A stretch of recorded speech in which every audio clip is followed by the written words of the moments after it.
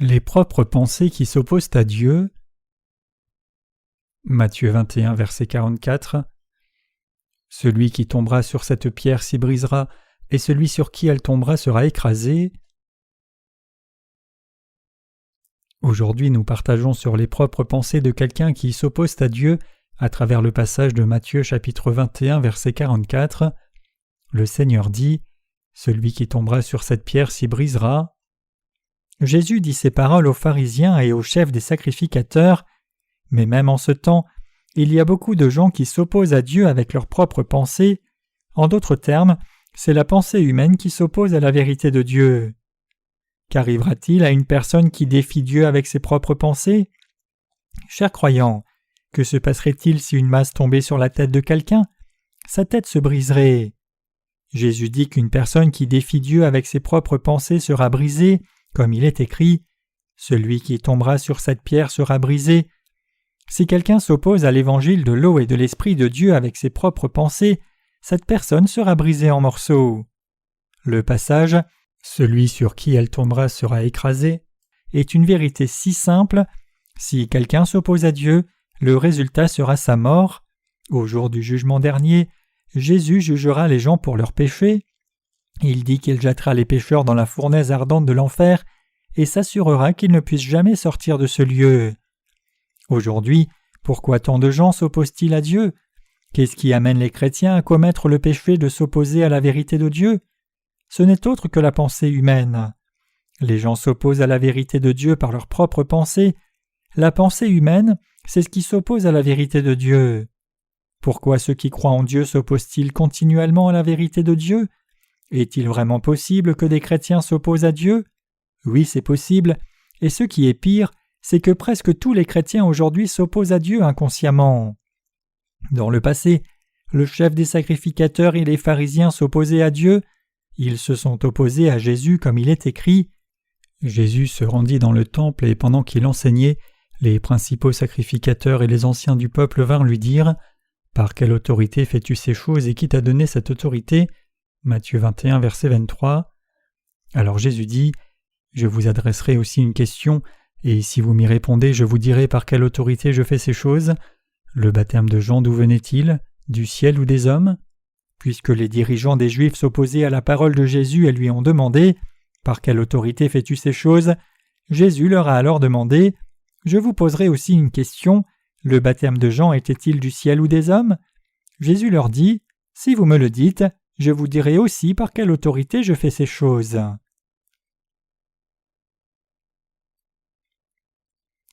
La parabole dont le Seigneur a parlé. Ils ont traité Jésus comme une pierre rejetée par les bâtisseurs de ce monde. Jésus était le sauveur de tous les humains, mais les chefs des sacrificateurs et les anciens du judaïsme ont rejeté Jésus. Jésus leur dit « N'avez-vous jamais lu dans les Écritures ? La pierre qu'ont rejetée ceux qui bâtissaient est devenue la principale de l'angle. C'est du Seigneur que cela est venu et c'est un prodige à nos yeux. C'est pourquoi je vous le dis, le royaume de Dieu vous sera enlevé et sera donné à une nation qui en rendra les fruits. » Matthieu 21, versets 42 à 43. Jésus dit cela aux chefs des sacrificateurs et aux dirigeants juifs. Aujourd'hui, tant de dénominations chrétiennes font la même chose. Qu'est-ce qui s'oppose à Dieu? Qu'est-ce qui s'oppose à Dieu? La pensée humaine, c'est ce qui s'oppose à Dieu. Par conséquent, les gens qui professent croire et suivre Jésus défient Dieu inconsciemment. Ils s'opposent à Dieu par leurs propres pensées. Comment s'opposent-ils à lui? Ils s'opposent à Dieu avec leurs propres pensées, disant « Jésus a pris nos péchés, mais pas tous. Jésus a enlevé les péchés entièrement, mais nous avons encore des péchés. » Si nous regardons attentivement aux gens qui croient en Jésus mais s'opposent à Dieu, nous pouvons voir qu'ils s'opposent tous à Dieu par leurs propres pensées. Les dénominations chrétiennes actuelles sont comme cela. Comme le passage des Écritures montre que les chefs des sacrificateurs et les anciens du peuple s'opposaient au Seigneur Jésus, il y a beaucoup de ces gens aujourd'hui qui disent qu'ils suivent Dieu avec fidélité maintenant même dans les communautés chrétiennes, mais le font-ils? Ils s'opposent à Dieu. Comment s'opposent-ils à Dieu? Ils s'opposent à Dieu en disant « Comment peut-on dire que les hommes puissent être sans péché ?» Le fait est que la pensée des humains les oppose à Dieu. Parfois, nous, nés de nouveau, nous opposons à Dieu avec nos pensées. Bien que la Bible dise la vérité, il y a beaucoup d'occasions où nous suivons nos propres pensées, ajoutant des « mais » à la parole de Dieu. Si la parole de Dieu convient à nos standards, alors elle convient, mais sinon, nous sommes prompts à discréditer la parole et à nous opposer à Dieu. En disant « puisque la parole est écrite comme cela, devons-nous croire selon cette parole ?» Aussi, comment tout peut-il seulement se passer selon la parole de Dieu ? Ce genre de pensée s'oppose à la parole de Dieu. Les gens, dans leur propre manière de penser, disent « Nous avons tant de manques, comment pouvons-nous être appelés justes ?» et disent « Nous commettons le péché tous les jours, alors comment pouvons-nous être sans péché ?» C'est précisément telle qu'est la pensée humaine, et c'est ce qui s'oppose à Dieu. Avec quoi les gens s'opposent-ils à Dieu ? La pensée humaine s'oppose à Dieu. Nous devons réaliser combien la mauvaise pensée humaine est méchante et combien elle est différente de la vérité de Dieu. Savez-vous pourquoi les gens ne peuvent pas croire en Jésus-Christ ? Savez-vous pourquoi la plupart des chrétiens restent pécheurs en dépit de leur foi en Jésus ? La raison à cela, c'est que les gens continuent de s'opposer à la parole de Dieu avec leurs pensées. Même ceux qui sont nés de nouveau, à de nombreuses occasions, s'opposent à Dieu avec leurs propres pensées. Pourquoi le christianisme actuel, dont on dit qu'il est la bonne foi, s'oppose-t-il à la justice de Dieu ?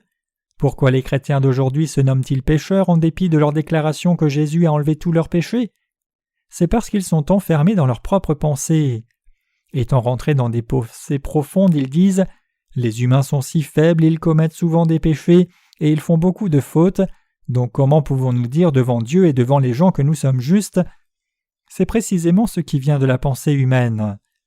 Voyant cela, il est étonnant de voir comment vous et moi avons été capables de recevoir la rémission des péchés, comment nous qui possédons la capacité de penser avons été en mesure de recevoir la rémission des péchés.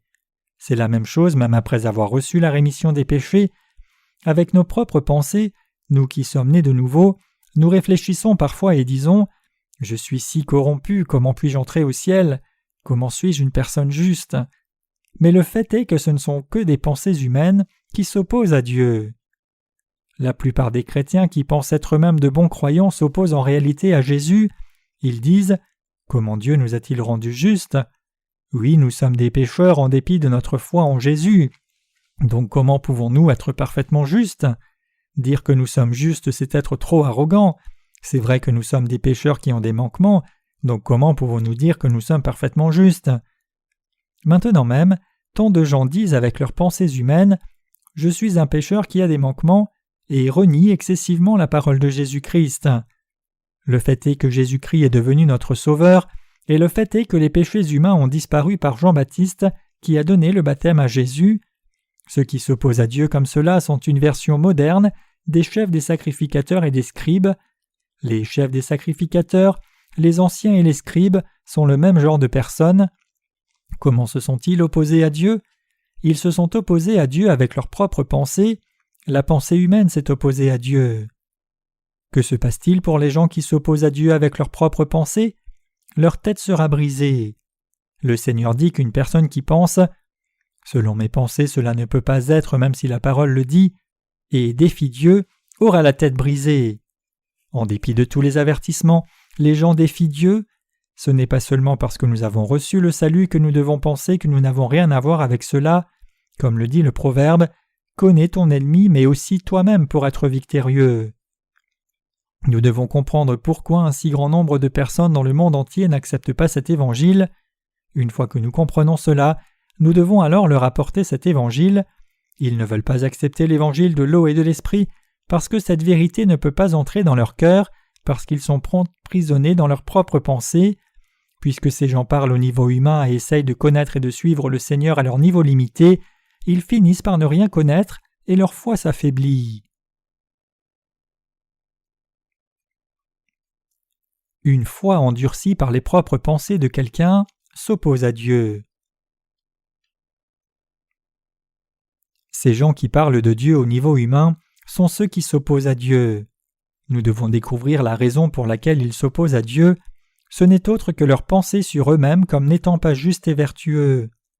Même quand les gens entendent l'évangile de l'eau et de l'esprit, ils disent « Selon ma pensée, ces paroles n'ont pas de sens du tout. Selon ma pensée, personne ne peut pas être juste, qui que ce soit. » C'est exactement telle qu'est la pensée humaine, et c'est ce qui s'oppose à Dieu. Les membres de votre famille, vos amis et beaucoup d'autres gens que vous connaissez s'opposent à Dieu avec les pensées qui viennent de leurs pensées formatées. Nous devons leur enseigner que leurs pensées s'opposent à Dieu. Il est étonnant de penser qu'ils s'opposent à Dieu qui est si grand avec leur petite tête. La pierre dans le passage des Écritures d'aujourd'hui désigne Jésus-Christ. Qu'est-ce que la tête humaine? La tête humaine, c'est une citrouille. C'est une citrouille pourrie. Que pensez-vous qu'il arrivera lorsqu'une citrouille entre en collision avec une pierre? Naturellement, quand une citrouille cogne une pierre, la citrouille se brise instantanément. Comment une personne peut-elle s'opposer à Dieu avec une pensée humaine si petite? Les chefs des sacrificateurs s'opposaient à Jésus avec leurs propres pensées, disant « Comment es-tu le Sauveur? Comment es-tu Dieu? Comment peut-on recevoir le salut en croyant en toi? Juste parce que tu as été baptisé par Jean-Baptiste, comment peux-tu dire que tu as pris les péchés de tout le monde? » Mais la Bible dit « Jean est venu dans la voie de la justice. » Jean-Baptiste est venu vers nous dans la voie de la justice, et c'est ce qui rend les gens justes. Cette vérité n'est pas quelque chose qui est venu de la terre, mais d'en haut, de Dieu. Vous devez réaliser combien les gens défient Dieu avec leurs propres pensées. Vous devez réaliser combien les membres de votre famille, vos amis et vous-même vous opposez à Dieu. Les gens qui s'opposent à Dieu seront brisés. En vain, les gens essayent d'arriver à la vérité par leurs propres pensées. Peu importe combien ils essayent de chercher le chemin avec leurs pensées, et peu importe combien ils croient et suivent Jésus, ils ne peuvent pas être vraiment justes. Nous pouvons être justes seulement en acceptant le fait que Dieu nous ait rendus justes. Peu importe avec quelle ferveur une personne fait des prières de repentance, et peu importe avec quelle ardeur une personne mène une vie de sainteté et de pureté, les humains ne peuvent pas devenir justes de cette façon. Peu importe combien d'efforts une personne fait, elle ne peut pas arriver à la vérité par elle-même. Les humains ne peuvent pas atteindre la vérité par leurs propres pensées. Il est important que nous comprenions clairement que c'est la pensée humaine qui s'oppose à Dieu. Si vous êtes toujours pris là-dedans, votre esprit doit être réveillé. Même après être né de nouveau, calculez-vous toujours les choses selon votre propre mode de pensée? Vous ne pouvez pas atteindre la vérité en vous appuyant sur vos pensées. Cela ne peut s'accomplir que selon ce que dit la parole de vérité. Si Dieu nous a rendus justes, alors nous devenons justes par la foi. Si Jésus nous a envoyés au ciel, alors nous entrerons au ciel par la foi. Si Dieu a fait de nous ses enfants, alors nous deviendrons enfants de Dieu par la foi aussi. Les efforts qu'une personne fournit n'ont absolument rien à voir avec cela. Même parmi les chrétiens nés de nouveau, il y a beaucoup de gens qui s'opposent à Dieu, retenus dans leurs propres pensées humaines. Ces gens croient fermement que leur pensée endurcie est juste et n'essayent pas du tout de savoir ce qu'est la vérité de Dieu. Donc avec leurs propres pensées humaines, ils s'opposent à la parole de Dieu, à l'Église de Dieu et à Dieu lui-même. Je prie que vous voyiez clairement que celui qui juge l'œuvre est celui qui s'oppose à Dieu. Si une personne s'oppose à Dieu, sa tête se brisera contre la pierre. Il est important que vous réalisiez cela. Nous ne devrions pas essayer de tout juger avec nos propres pensées. Les gens qui n'ont pas expérimenté le changement même après être nés de nouveau échouent parce qu'ils continuent de suivre leurs pensées. Ces gens jugent l'œuvre que Dieu fait dans l'Église en disant « Je pense que ce n'est pas bon ». Vous devez réaliser que la pensée des humains s'oppose à Dieu. Même en menant une vie de foi, vous devez vous séparer de vos propres pensées. C'est seulement quand vous vous libérez de votre pensée que votre vie de foi se porte bien. Si vous êtes retenu par vos propres pensées, vous révélerez seulement votre propre justice comme humain dans l'Église, et vous ne serez pas capable de suivre le Seigneur de la façon dont il l'a prévu. Qu'a dit le Seigneur? Il a dit « Si quelqu'un veut venir après moi, qu'il renonce à lui-même, prenne sa croix et me suive. » Matthieu 16, verset 24. Qu'une personne renonce à elle-même signifie qu'elle renonce à ses propres pensées. Si vous vous tenez à vos propres pensées, vous commencerez à vous opposer à Dieu et vous serez perdant. Ceux qui sont nés de nouveau, tout comme ceux qui ne sont pas nés de nouveau, doivent tous suivre Dieu en rejetant leurs propres pensées. Jésus nous a promis que si nous prions, il nous répondra. Il a dit aussi qu'il nous rendra justes si nous croyons en lui. Il dit que lui seul effacerait même les péchés qui sont comme le cramoisi. Ésaïe 1, verset 18. Mais qu'en est-il selon la pensée humaine? Selon la pensée humaine, nous avons tendance à penser que seul le péché originel a été effacé par Dieu quand nous avons cru en Jésus, et que les péchés personnels que nous commettons ensuite sont purifiés seulement en faisant des prières de repentance. mais le Seigneur nous a dit qu'il a purifié tous les péchés une fois pour toutes. Dans l'Ancien Testament, il est dit que le méchant abandonne sa voie et l'homme d'iniquité ses pensées, qu'il retourne à l'Éternel. Ésaïe 55, verset 7. Vous et moi devons rejeter nos pensées humaines. Si nous suivons Dieu avec nos propres pensées, nous serons ruinés. Quand il n'y avait pas la parole de Dieu au sein du peuple d'Israël, la Bible dit « En ce temps-là, il n'y avait point de roi en Israël, chacun faisait ce qui lui semblait bon. » Juge 17, verset 6. Qui est le roi d'Israël ? C'est Dieu, le roi des rois. Cependant, cette histoire ne concerne pas seulement le peuple d'Israël. Indépendamment de ceux dont il est question, la parole est aussi adressée à vous et moi. Vous et moi devons rejeter nos propres pensées. Peut-être que parce que vous êtes nés de nouveau, vous pensez que vous n'avez pas de pensées qui viennent de vous-même. Vous et moi qui sommes nés de nouveau avons toujours nos propres pensées. Bien sûr qu'il y a une différence, parce que ceux qui ne sont pas nés de nouveau ont 100% de leurs propres pensées, mais puisque nous avons aussi des pensées de la chair, il y a des moments où nous nous opposons à Dieu. Lorsque cela arrive, vous et moi devons rejeter nos propres pensées et nous tourner vers Dieu. Le Seigneur dit « Si quelqu'un ne naît de nouveau d'eau et d'esprit, il ne peut entrer dans le royaume de Dieu. » Jean 3, verset 5. Si vous ne recevez pas le baptême avec Jésus-Christ, si quelqu'un ne reçoit pas le salut par le baptême, et si quelqu'un n'est pas approuvé comme juste par le Saint-Esprit, cette personne ne peut pas entrer dans le royaume de Dieu. Il n'y a pas d'exception à cette règle. Donc si vous voulez recevoir la rémission des péchés, indépendamment de qui vous êtes, vous devez rejeter vos propres pensées. C'est seulement quand les gens font cela qu'ils peuvent recevoir la rémission des péchés. Mais ceux qui ne peuvent pas rejeter leurs pensées ne peuvent pas devenir justes, parce que cette pensée bloque la parole de Dieu. Peu importe combien un humain essaye, l'on ne peut pas devenir une personne juste par la pensée humaine, mais si quelqu'un croit dans la parole de vérité, cette personne devient juste. Si une personne connaît la vérité, alors cette personne devient juste, mais si la personne ne connaît pas la vérité, alors elle devient quelqu'un qui s'oppose à Dieu. Vous ne pouvez pas imaginer combien la pensée humaine s'oppose à Dieu. Quand je rencontre des gens et prêche l'Évangile, je vois souvent que la parole de Dieu ne rentre pas en eux parce que leur cœur est rempli de leurs propres pensées du début à la fin. Une certaine sœur qui est née de nouveau a prêché l'Évangile à une personne qui n'avait pas la foi. Elle a prêché « Nous sommes justes parce que tous nos péchés ont été transférés sur Jésus par Jean-Baptiste qui lui a donné le baptême, et parce que Jésus a expié tous nos péchés en mourant à la croix puis ressuscitant, nous devenons justes par la foi. » Mais la personne a répondu « S'il en est ainsi, alors je peux commettre des péchés à volonté, alors même si je commets un meurtre, ce n'est pas un péché. » Ce qu'elle a dit, c'est « Jésus a pris tous les péchés. » Qui a dit commettre un meurtre n'est pas un péché? L'Évangile ne dit pas « Même si vous commettez un péché, ce n'est pas un péché. » Si quelqu'un commet un péché, c'est un péché. De plus, l'Évangile, c'est la bonne nouvelle, et c'est le mot « évangélion », et cet Évangile a le pouvoir d'expier les péchés de ceux qui croient une fois pour toutes. L'Évangile a le pouvoir de la dynamite. Puisque la dynamite a un pouvoir explosif si grand, elle peut souffler un bâtiment sans aucune trace, avec une toute petite quantité. La puissance de l'Évangile est identique.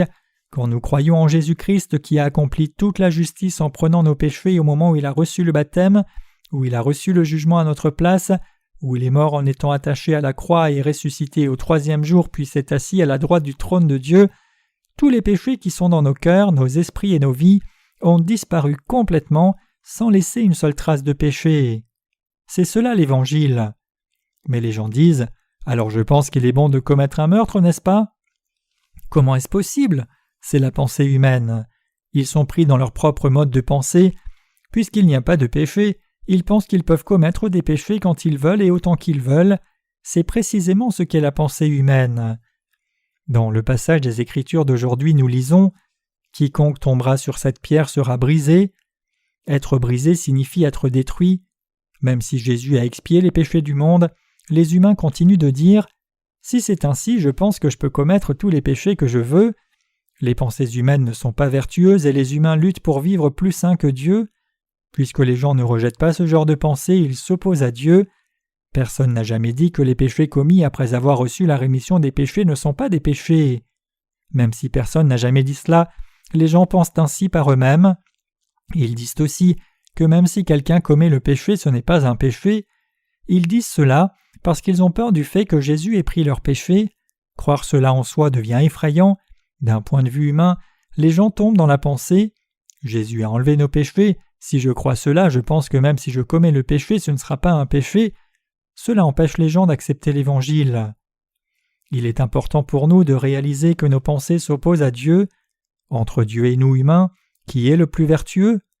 Selon la pensée humaine, les gens pensent que Jésus a enlevé le péché originel, mais pour les péchés personnels, ils pensent que les gens commettront de moins en moins de péchés seulement si Dieu les enlève quand ils font des prières de repentance tous les jours. Ils pensent que si les gens croient que Dieu a déjà enlevé tous leurs péchés une fois pour toutes, ils commettront des péchés sans limite. Cette terre deviendrait un lieu de confusion et pleine de corruption. Selon eux, ils sont plus sages que Dieu, plus vertueux que Dieu et plus justes que Dieu. Ils iront en enfer parce qu'ils pensent qu'ils sont si vertueux, si intelligents et si bons. Ces gens sont ceux qui s'opposent à Dieu. Notre Dieu savait que nous, humains, ne pouvons faire autrement que commettre des péchés jusqu'à notre mort, puisque nous sommes fondamentalement faibles. Sachant cela, il a pris les péchés du monde en une seule fois. Imaginons que vous ayez reçu la rémission des péchés à l'âge de 20 ans. Si Jésus a expié seulement les péchés que vous avez commis jusqu'à l'âge de 20 ans, et s'il vous a dit de ne plus pécher, alors la Bible aurait dit que Jésus était l'agneau de Dieu qui ôtait seulement les péchés du passé et du présent.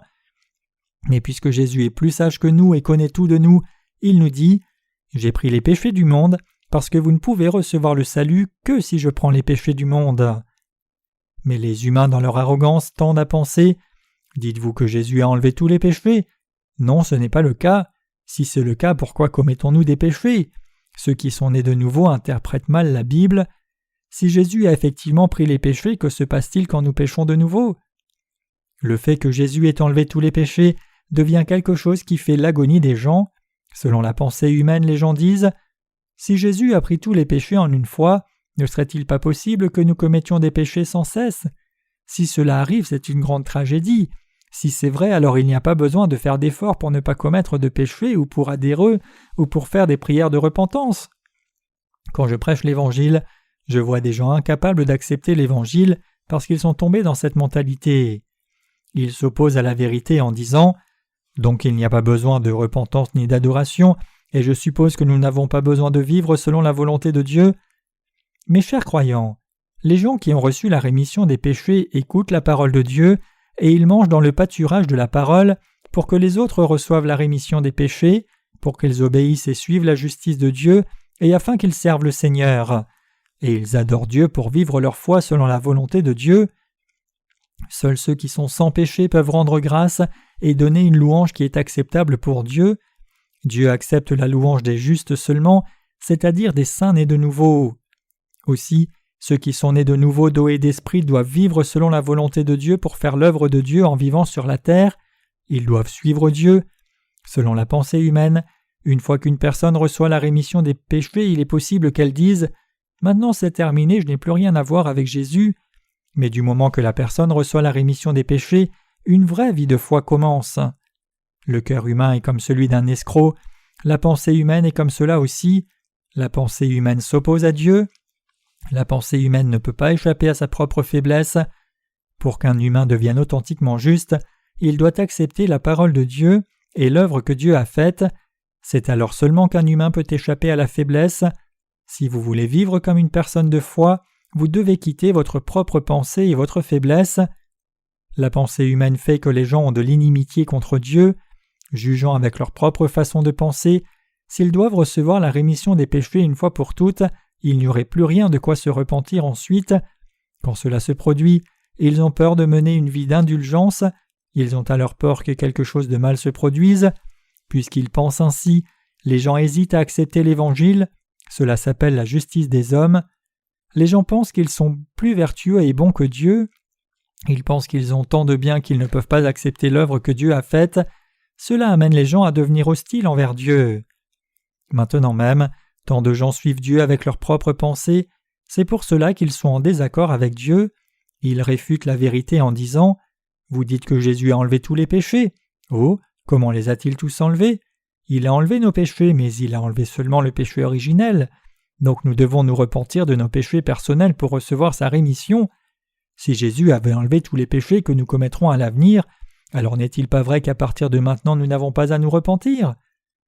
Pourquoi ceux qui sont nés de nouveau se repentiraient-ils ?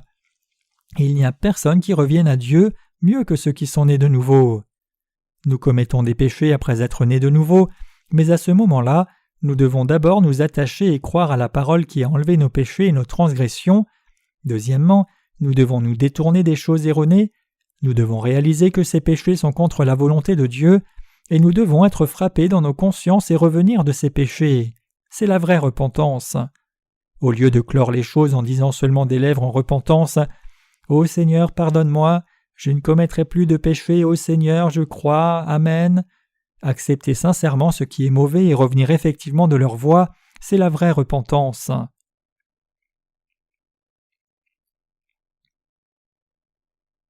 Nous devons rejeter la foi religieuse erronée. Si nous nous opposons à Dieu avec la pensée humaine, nous devenons ennemis de Dieu. Mais il y a beaucoup de gens qui sont devenus ennemis de Dieu par eux-mêmes. Presque tous les gens finissent par devenir ennemis de Dieu. Ils le font tout comme les chefs des sacrificateurs et les anciens du temps de Jésus. En effet, les gens qui croient en Jésus avec ferveur sans être nés de nouveau méprisent Jésus-Christ. Ce n'est pas exagéré de dire que les chrétiens dans le monde entier ont discrédité Jésus-Christ. Parmi eux, il y a ceux qui croient que Jésus-Christ a enlevé les péchés une fois pour toutes, mais malgré cela, la plupart d'entre eux disent qu'une personne est sanctifiée en se repentant des péchés tous les jours. C'est comme discréditer la vérité de Dieu. Ils ont discrédité la vérité que Jésus-Christ, en venant sur la terre, a enlevé tous nos péchés une fois pour toutes. En faisant cela, ils ont été ennemis de Dieu. Donc quand nous leur prêchons l'Évangile, nous devons défaire le nœud de ceux qui ont créé des hostilités contre Dieu. Nous devons dire aux gens, « Monsieur, vos pensées sont-elles maintenant, mais ce ne sont que les pensées d'un humain. Il est écrit ainsi dans la Bible et notre Seigneur a agi ainsi pour nous. Acceptez-vous cela ou le refuserez-vous ? Si vous refusez, vous deviendrez ennemi de Dieu, mais si vous acceptez cet évangile, vous deviendrez enfant de Dieu. » Quel genre de personnes se sont opposées au Seigneur ? Les chefs des sacrificateurs et les anciens se sont opposés à lui. Les chrétiens dont on dit qu'ils croient en Dieu s'opposent maintenant à Dieu. Pensez-vous que ce soit des gens particuliers qui s'opposent à Dieu ? Les dénominations chrétiennes dans le monde entier s'opposent à Dieu. Les gens qui ont rendu leur nom célèbre dans le christianisme et dont on dit qu'ils croient et suivent Dieu correctement sont ceux qui s'opposent à Dieu. Les gens qui sont pleins de leur propre justice en disant « Je suis un ancien, je suis un pasteur » ou « J'ai étudié telle et telle théologie de renommée mondiale » et ceux qui pensent eux-mêmes être instruits sont prompts à devenir ennemis de Dieu. Ces gens n'acceptent pas l'œuvre que Jésus-Christ a faite. Au temps de Jésus, les chefs des sacrificateurs, les scribes et les anciens n'ont pas accepté Jésus. Ceux qui n'ont pas de justice propre, comme les péagers et les prostituées, ont accepté le fait que Jésus était leur sauveur. Les chefs des sacrificateurs et les anciens étaient de grandes figures du monde. Ils étaient des dirigeants. Pour des gens comme cela, Jésus a donné la parabole suivante.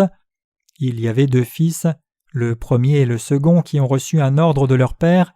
Le premier fils a dit oui mais n'a pas obéi. Le second fils s'est d'abord opposé, mais ensuite il a suivi la volonté de son père et a obéi selon la volonté du père. Puisque le premier fils, les Juifs, n'ont pas accepté Jésus-Christ comme le Sauveur, le fait est que les gentils ont maintenant reçu le salut en acceptant Jésus-Christ. Il y a 2 types d'églises dans ce monde, l'église de Dieu et la synagogue de Satan, Apocalypse 3, verset 9. Autrement dit, il y a des églises qui appartiennent au christianisme général accepté par ce monde, et il y a l'église qui a reçu l'approbation de Dieu en dépit de la persécution du monde.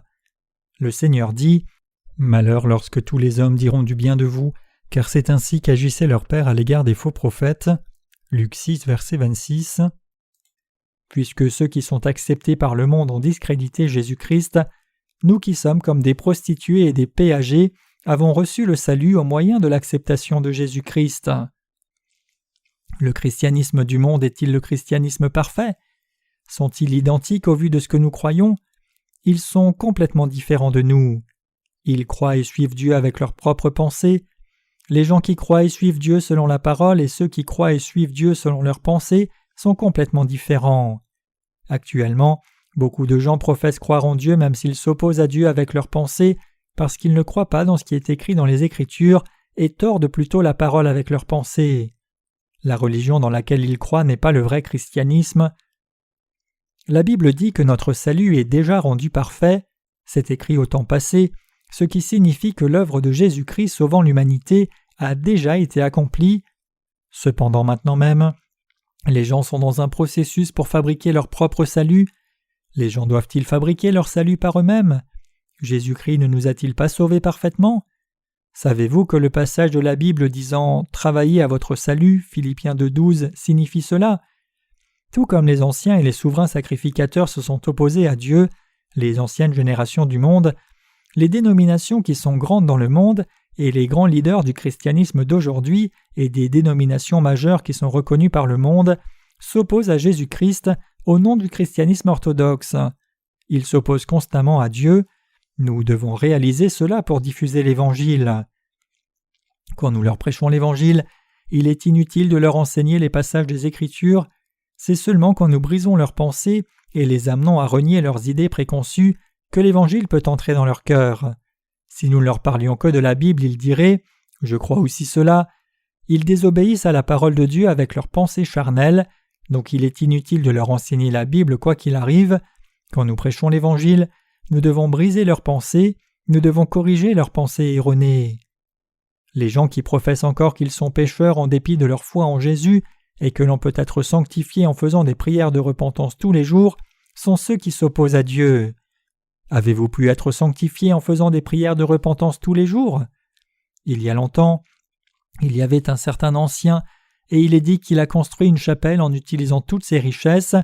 Il est dit qu'il pleuvait beaucoup pendant la construction de la chapelle, donc effrayé que la chapelle ne soit balayée par la pluie, l'ancien a mis du sable dans des sacs pour fortifier un fossé et a fait un effort considérable pour protéger la construction. Il est dit qu'il a travaillé en versant du sang et de la sueur en construisant le bâtiment.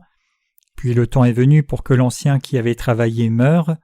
Cependant, parce que le péché restait intact dans son cœur, il n'avait pas la confiance de se tenir dignement devant Dieu. Donc après avoir réfléchi longtemps, il a appelé le pasteur principal de son église et lui a dit « Cher pasteur, quand je mourrai, donnez mon corps à un hôpital universitaire pour des études d'anatomie. » Puis il est dit qu'il mourut ensuite. Cette personne est morte en mettant en avant sa propre justice, sa justice d'humain jusqu'à la fin. Combien pensez-vous qu'un humain puisse être bénéfique à d'autres humains? Cet ancien avait mis en avant sa justice devant Dieu jusqu'à sa mort, jusqu'à ce que sa vie soit réduite au néant. Il avait mis en avant ses vertus et ce dont il se vantait, mais son dernier voyage le conduisait en enfer. Sur notre lit de mort, nous devions être capables de remercier et louer Dieu en disant « Jésus m'a sauvé, Jésus m'a guidé, Jésus m'a sauvé ». Mais puisque cet ancien ne connaissait pas Jésus-Christ qui l'avait sauvé parfaitement, il dit ces dernières paroles en mourant « Je donnerai mon corps au service d'anatomie d'un hôpital universitaire » et en faisant de bonnes œuvres jusqu'à la mort, il essayait d'aller au ciel. Il a fait cela en pensant que Jésus le reconnaîtrait peut-être s'il disait au Seigneur après sa mort « Cher Seigneur, j'aime les gens car j'ai abandonné même ma chair pour le bénéfice de l'humanité, même dans la mort. » Cependant, même le pasteur a souligné les œuvres méritantes de cet ancien en disant « Cet ancien, pour le bénéfice des gens, a donné son corps pour l'anatomie. » Mais en fait, il n'était pas capable de recevoir la reconnaissance de Dieu. Quand je vois des choses comme cela, je pense « Ce doit être la pensée endurcie d'un humain qui amène la personne à devenir ennemi de Dieu. » Pour ces gens, l'apôtre Paul dit « Et quand je donnerai mon corps pour être brûlé, si je n'ai pas l'amour, cela ne sert de rien. » 1 Corinthiens 13, verset 3. Qu'est-ce que l'amour cité ici? Le sujet de l'amour, c'est Jésus. Dieu est amour.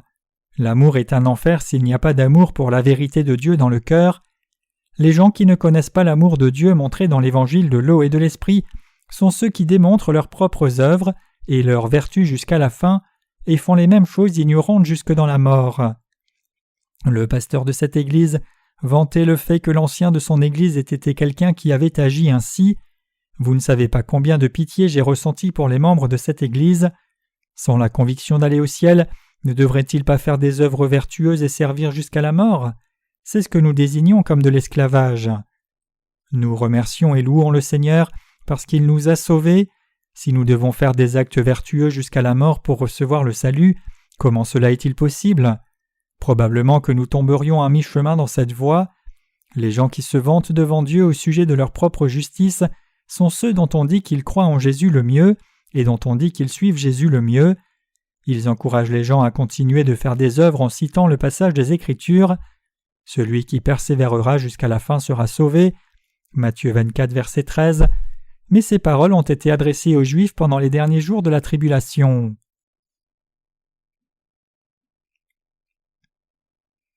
Comment Jésus-Christ nous a-t-il sauvés des péchés du monde ? Qu'est-ce que Christ a fait pour nous ? Jésus n'est-il pas devenu la pierre angulaire du salut pour nous ? Jésus a fait l'œuvre de réconciliation entre Dieu et nous. Jésus nous a rendus justes devant Dieu. Quand nous étions en inimitié devant Dieu, Jésus est venu sur la terre et par le baptême de Jean-Baptiste, il a pris tous les péchés des humains. En faisant cela, il a expié tous nos péchés. Donc il est devenu le sauveur de ceux qui croient en lui. Il est devenu le rédempteur des fidèles. Il a fait de nous les enfants de Dieu. Nous pouvons maintenant appeler Dieu Père et devenir ses enfants. La pierre principale d'un bâtiment est appelée pierre angulaire. Jésus est vraiment devenu la pierre angulaire du salut pour nous. Les gens du monde ne croient pas en Jésus et le défient jusqu'à la fin.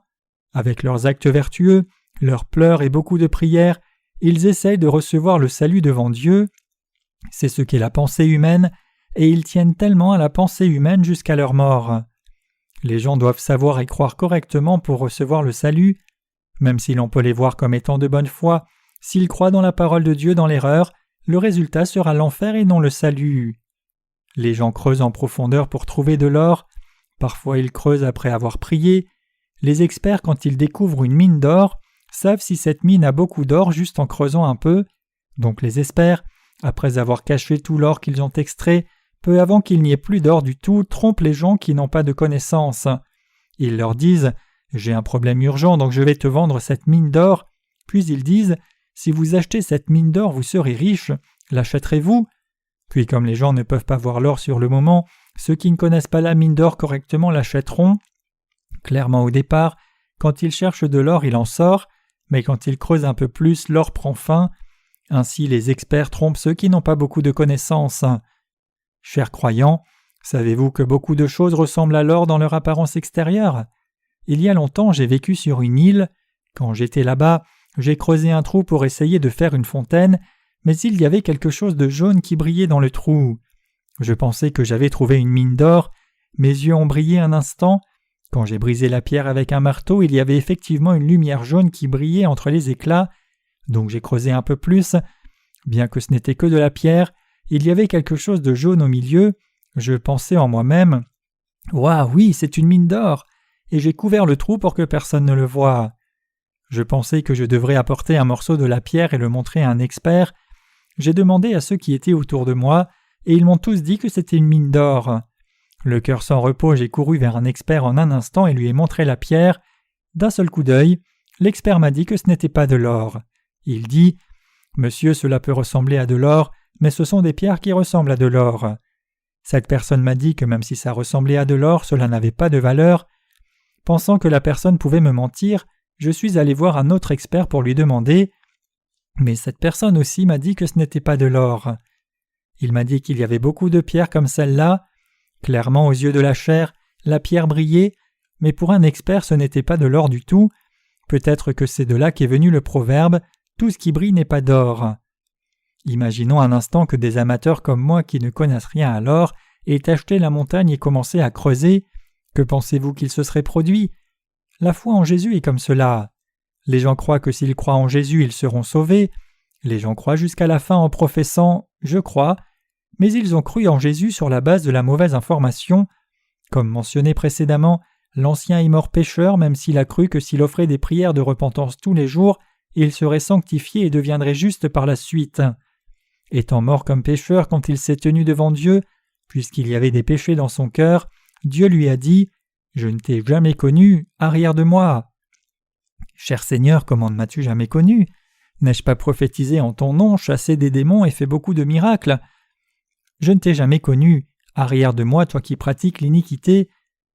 le Seigneur a dit à ceux qui le suivent dans une connaissance correcte de sortir de sa présence.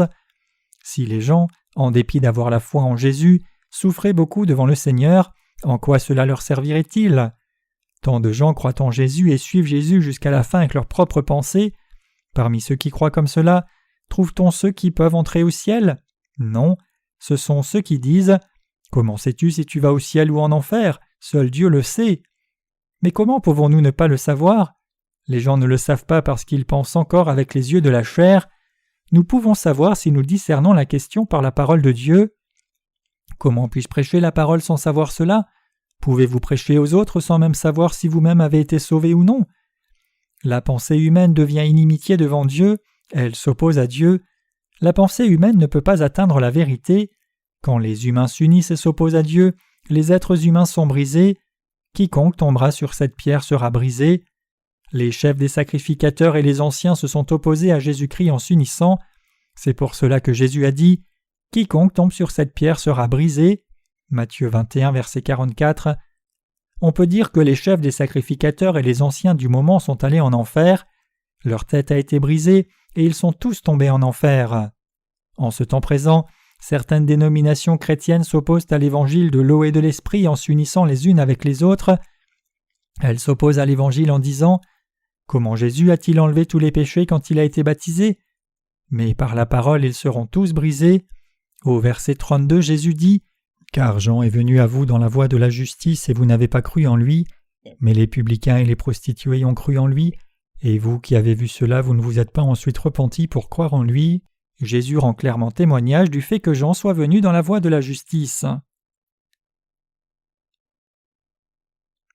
Dieu dit que sa pensée est différente de la pensée humaine. Il est écrit en Ésaïe « Car mes pensées ne sont pas vos pensées et vos voix ne sont pas mes voix, dit l'Éternel. Autant les cieux sont élevés au-dessus de la terre, autant mes voix sont élevées au-dessus de vos voix et mes pensées au-dessus de vos pensées. » Ésaïe 55, versets 8 à 9. Les pensées de Dieu sont différentes des pensées humaines. Dieu a décidé de résoudre tous les problèmes du péché en transférant les péchés une fois pour toutes sur Jésus par Jean-Baptiste, mais les humains ne le croient pas. Ils questionnent « Pourquoi Dieu a-t-il expié les péchés une fois pour toutes ?» Les gens tendent à penser qu'il est plus juste que Dieu expie les péchés tous les jours. Il peut sembler que selon la pensée humaine, Dieu doit expier les péchés lorsqu'ils invoquent son pardon en faisant des prières de repentance. Mais Dieu a fait que Jean-Baptiste vienne dans la voie de la justice. Dieu dit que Jean-Baptiste est venu sur la terre comme un serviteur et un messager de Dieu pour accomplir toute la justice en transférant les péchés de l'humanité par le baptême qu'il donna à Jésus. Mais les gens ne l'aiment pas.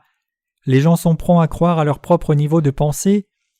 Dans le cœur des gens se trouve l'habitude de bien croire si la parole de Dieu convient à leur standard, mais de ne pas accepter la parole si elle ne convient pas à leur standard. Pourquoi les gens n'acceptent-ils pas la parole? Jean est venu vers vous dans la voie de la justice. Si Jésus-Christ et Jean-Baptiste ont accompli l'évangile de justice qui rend tous les gens justes, alors tout ce que les gens ont à faire c'est de l'accepter. Mais les gens protestent, disant que Dieu ne doit pas avoir sauvé les gens d'une façon si simple. Ces gens disent qu'ils ne sont pas satisfaits dans leur cœur avec Jésus. Ils disent aussi qu'ils ne sont pas satisfaits dans leur cœur avec Jean-Baptiste. Ce n'est pas satisfaisant. Ils disent qu'ils ne peuvent pas croire dans la voie de justice que Jésus a accomplie avec Jean-Baptiste. Ils demandent « Pourquoi est-ce que cela s'est fait de cette façon parmi tout le reste ?» Au lieu d'une méthode qui corresponde à notre niveau, pourquoi fallait-il que ce soit ainsi? Ils ne peuvent pas croire parce que la méthode n'est pas satisfaisante dans leurs pensées, et jusqu'à la fin, ils mettent en avant leur justice devant Dieu. Tout comme les chefs des sacrificateurs et les anciens l'ont fait, beaucoup de chrétiens de ce temps aujourd'hui disent aussi « De toutes les manières, pourquoi Dieu transfère-t-il les péchés sur Jésus à travers Jean-Baptiste une fois pour toutes ?» Dans leur pensée, la méthode par laquelle Jésus les a sauvés ne convient pas à leur goût. C'est comme s'ils n'étaient pas satisfaits de l'Évangile, donc ils disent qu'ils croiront en leur propre façon. Quelle est leur façon? Ce n'est autre que la doctrine chrétienne fabriquée par Calvin. Au lieu de croire dans la parole de Dieu comme elle est, ils croient selon les 5 points du calvinisme. En d'autres termes, ces chrétiens croient « Jésus a enlevé le péché originel, mais les gens doivent recevoir la rémission de leurs péchés personnels en se repentant chaque jour. Ainsi nous humains deviendrons progressivement sanctifiés, puis serons plus tard justes, puis nous aurons le droit d'entrer au ciel. » Les gens se sont attachés fermement à cette méthode qui consiste à venir devant Dieu en croyant en Jésus et en accomplissant la sanctification de la sorte. Cependant, comment la voie du salut donnée par Dieu est-elle ? Le moyen de Dieu était que nous devenions ses enfants en nous rendant justes d'un seul coup en amenant Jésus-Christ à prendre les péchés une fois pour toutes à travers Jean-Baptiste. Dieu nous dit que le salut est quelque chose que nous recevons par la foi, non par une méthode qui atteigne la sanctification par des efforts humains. Cependant, les gens désirent devenir justes en fournissant encore davantage d'efforts, en travaillant et cultivant leur caractère comme dans la formation bouddhiste, ou en faisant des œuvres vertueuses. Même si une personne peut être un grave pécheur, la volonté de Dieu est d'amener cette personne dans son royaume en revêtant cette personne de fin lin en un instant, blanc et absolument parfait. Mais c'est seulement si la personne croit dans l'évangile de l'eau et de l'esprit. Mais les gens ne croient pas cela parce qu'ils ne se soucient pas de la volonté de Dieu et ne sont pas satisfaits dans leur cœur avec l'œuvre que Dieu a accomplie. Tout comme le diable est insatisfait, les humains sont aussi insatisfaits de l'œuvre que Dieu a faite. Chers croyants, du seul fait que nous humains soyons insatisfaits de l'œuvre que Dieu a faite, Dieu doit-il faire les choses selon la manière humaine ? Est-il juste que Dieu change ses voies, ou est-ce juste que nous changions nos façons de penser ? Bien sûr, il convient que nous changions nos voies. Les gens ne peuvent trouver la paix les uns avec les autres que par le compromis, mais entre Dieu et nous, il n'y a pas de compromis. Il est absolument nécessaire que nous changions notre pensée devant la volonté de Dieu. Nous devons rejeter nos pensées devant Dieu. Les chrétiens d'aujourd'hui sont complètement enveloppés dans leurs propres pensées. Les gens disent « Quand je lis la Bible, telle voie paraît, mais je croiserai selon ma propre pensée » et n'altèrent pas leurs pensées du tout. Mais ils doivent discréditer leurs propres pensées. Depuis des milliers d'années, les chrétiens s'opposent à Dieu en ne rejetant pas leurs pensées. Si cela continue, le christianisme du temps présent sera brisé. Durant le Moyen Âge, l'Église catholique croyait selon ses propres pensées. Ils ont essayé de devenir saints par la mortification de la chair et la pénitence, ne connaissant pas la voie de la justice donnée par Dieu. Pour devenir saints, ils devaient donner leurs vêtements à ceux qui avaient besoin de vêtements, et ils devaient donner leur nourriture aux mendiants. Cette idéologie humaine a été transmise pendant 1000 ans. Pendant 1000 ans, les gens se sont opposés à Dieu. Après cela, Martin Luther apparut et il a dit que l'on pouvait devenir juste par la foi. Alors Calvin apparut et a proclamé les dites 7 étapes de la sanctification. Jean Calvin était français. Cet homme vit les protestants persécutés à Genève en Suisse et écrit un manuscrit au roi, démontrant que la foi protestante n'était pas fausse. C'était le livre connu comme institution de la religion chrétienne. Calvin présenta ce livre au roi dans une tentative de défendre les chrétiens. Dans le contenu du livre présenté au roi à ce moment-là, il y avait la doctrine de Calvin sur les 7 étapes de la sanctification.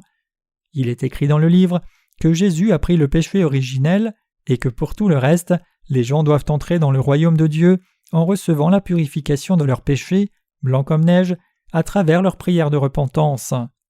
Avec Jean Calvin qui parut et défendit cette doctrine, la foi qui croit dans la parole de Dieu dans le christianisme a décliné et la pensée humaine a été plus fortement encore soulignée. À partir de ce moment, l'autorité de Jean Calvin s'est élevée au-dessus de celle de la Bible. Dans la Bible, il est dit plusieurs fois que Jean-Baptiste est venu dans la voie de la justice, mais les gens ne l'ont pas accepté. Même si Dieu avait envoyé Jean-Baptiste pour rendre les gens justes, les humains n'ont pas cru cette parole, et maintenant même ils continuent de s'opposer à Dieu et continueront de s'opposer à Dieu. Les humains croiront-ils selon la parole de Dieu ? Sinon, croiront-ils en Dieu selon leurs propres pensées ? Nous devons choisir entre les deux. Irez-vous en enfer la tête brisée, vous étant opposé à Dieu avec la pensée humaine jusqu'à la fin, ou irez-vous au ciel en croyant selon la parole de Dieu ? Au lieu de vous opposer à Dieu seul, vous opposerez-vous à Dieu jusqu'à la fin en vous unissant à d'autres, comme les chefs des sacrificateurs et les anciens, pour recevoir ensuite le jugement d'un rocher qui vous tombe dessus, vous réduisant en miettes ? Ou recevrez-vous la rémission des péchés en connaissant la parole clairement et en y croyant ? Même si les gens connaissent toute l'histoire du monde et connaissent l'avenir entièrement, ils vont en enfer s'ils ne connaissent pas la vérité. À cause de notre incapacité à nous aider nous-mêmes, nous avons reçu le salut en acceptant Jésus-Christ. Nous avons reçu la rémission des péchés en acceptant purement la parole de vérité prononcée par Jésus. Comment avons-nous reçu la rémission des péchés ? Il y a tant de gens célèbres, de gens intelligents, la version moderne des chefs des sacrificateurs et des anciens dans ce monde qui continuent de s'opposer à Dieu. Il est étonnant de penser à la façon dont nous sommes arrivés à la foi dans cet évangile.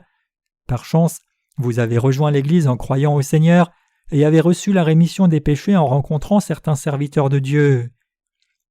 J'espère que vous rendrez grâce à Dieu pour être entrés dans les rangs de ceux qui sont nés de nouveau et non dans les rangs de ceux qui s'opposent à Dieu. Avec un petit dérapage, vous auriez pu recevoir la direction de la version moderne des chefs des sacrificateurs et aller en enfer après vous être opposé à Dieu toute votre vie dans une grande dénomination de ce monde. Si vous étiez toujours là-bas, vous vous opposeriez à Dieu chaque jour en disant « Jésus n'a pas pu expier tous les péchés, nous devons faire des prières de repentance tous les jours, il n'y a pas de juste, pas même un seul. » Et plus tard, comme le disent les Écritures, votre tête aurait été écrasée. Dieu jette ces gens dans le feu de l'enfer, mais je suis reconnaissant de ce que nous n'en faisons pas partie. Vous et moi sommes vraiment nés de nouveau par l'évangile de l'eau et de l'esprit. Il y a beaucoup de gens qui s'opposent à l'Église avec leurs propres pensées et la quittent après avoir reçu la rémission des péchés. Quand je vois les gens comme cela, d'un côté je ressens de la pitié, mais d'un autre côté j'ai envie de leur crier « Un si grand diamant n'est-il pas précieux ? Et vous le rejetez n'en connaissant pas la valeur ? C'est votre perte. Si vous quittez l'Église, y aura-t-il autre chose que la destruction de votre esprit et votre chair ? Chers croyants, nous devons être vraiment reconnaissants au Seigneur. Il peut y avoir ceux qui disent « Pourquoi le pasteur Paul Sejong prêche-t-il seulement l'évangile de l'eau et de l'esprit lorsqu'il ouvre sa bouche ?» Si vous aviez un lingot d'or dans votre maison, le regarderiez-vous une seule fois pour le poser ensuite dans un tiroir, ne le regardant plus jamais ? Si vous aviez quelque chose de précieux, n'iriez-vous pas ouvrir le tiroir pour le regarder jour après jour, le matin, le midi et le soir, aussi souvent que vous le pouvez ? Vous regardez aussi les choses précieuses encore et encore, n'est-ce pas ? C'est pour cela que je continue de prêcher l'évangile de l'eau et de l'esprit encore et encore. Puisque tant de gens ne connaissent pas encore ce précieux évangile, j'en parle chaque jour pour leur montrer cette vérité, mais même si je montre cette chose précieuse aux gens, ils disent seulement « Est-ce que c'est tout ? Qu'y a-t-il de si précieux ?» C'est parce qu'ils n'ont pas ouvert le coffre au trésor. Une fois que les gens l'ouvrent, ils réalisent combien c'est précieux. Quand vous enlevez le toit du tabernacle, savez-vous ce qui est à l'intérieur ? Dans le tabernacle se trouve une maison d'or pur. Le tabernacle ressemble à la tente de Kédar de l'extérieur, mais à l'intérieur se trouve une maison d'or pur. Il est dit que pour faire une maison d'or pur, vous devez avoir 8 tonnes d'or. C'est pour cela que le tabernacle est aussi appelé la maison d'or pur. Mais quand un porc voit un lingot d'or, il le foule et le rejette en disant « Qu'est-ce que cette chose jaune ? Si je le mords, mes dents n'y pénètrent pas. Jette-le, c'est quelque chose d'inutile. » Ainsi un porc ne reconnaît pas sa valeur, et il le jette dans l'eau sale et le noie. Les 10 chrétiens orthodoxes entendent l'évangile authentique, mais ils disent « Est-ce que c'est tout ?» Puis ils le mordent, le recrachent, le mettent par terre et l'écrasent sous leurs pieds. Ils ne savent pas que s'ils mangeaient, ils obtiendraient la vie éternelle et entreraient dans le royaume de Dieu en étant devenus justes. Réalisez-vous combien d'humains qui essayent de rejeter l'évangile de l'eau et de l'esprit comme des porcs sont sur la terre ? Comment pouvons-nous devenir honorables devant Dieu ? En acceptant Jésus-Christ qui nous a sauvés parfaitement, nous sommes devenus honorables. Si nous n'avions pas eu Jésus-Christ, comment aurions-nous pu devenir honorables ? Mais tant de gens sur la terre refusent le précieux évangile. Tout comme les membres de votre famille, vos connaissances et amis, tant de gens refusent cette vérité. Savez-vous combien la vérité de l'évangile de l'eau et de l'esprit est précieuse ? Pensez-vous que n'importe qui peut venir et se tenir dans l'Église ? Pensez-vous que n'importe qui peut servir le Seigneur ? J'espère que vous réalisez que c'est une grande bénédiction en soi que vous soyez dans cette Église après avoir reçu la rémission des péchés et que vous puissiez écouter la parole et y croire. J'espère que vous réalisez que Dieu vous a donné des bénédictions. Nous qui sommes nés de nouveau devons maintenant penser à la bonne façon de vivre devant Dieu et le remercier de nous avoir sauvés parmi tous ces gens qui s'opposent à Dieu. Nous qui sommes vraiment nés de nouveau devons être reconnaissants parce que le Seigneur nous a sauvés et être reconnaissants de ce qui nous a permis de le servir dans l'Église. Nous devons mettre tout notre cœur à la diffusion de ce précieux évangile. Nous devons enseigner ceux qui ne croient pas dans cet évangile sur ce qu'est la pensée humaine qui s'oppose à Dieu, et nous devons briser leurs pensées avant de leur servir l'évangile. Nous devons vivre notre foi pour le restant de notre vie en rendant grâce. Dieu nous a vraiment donné l'occasion de le servir, lui et l'évangile. Tous vos efforts devant le Seigneur ne tomberont pas à terre. Plutôt, tout sera rapporté devant Dieu, et Dieu vous récompensera certainement. Si vous n'étiez pas né de nouveau, pensez-vous que ces choses seraient possibles?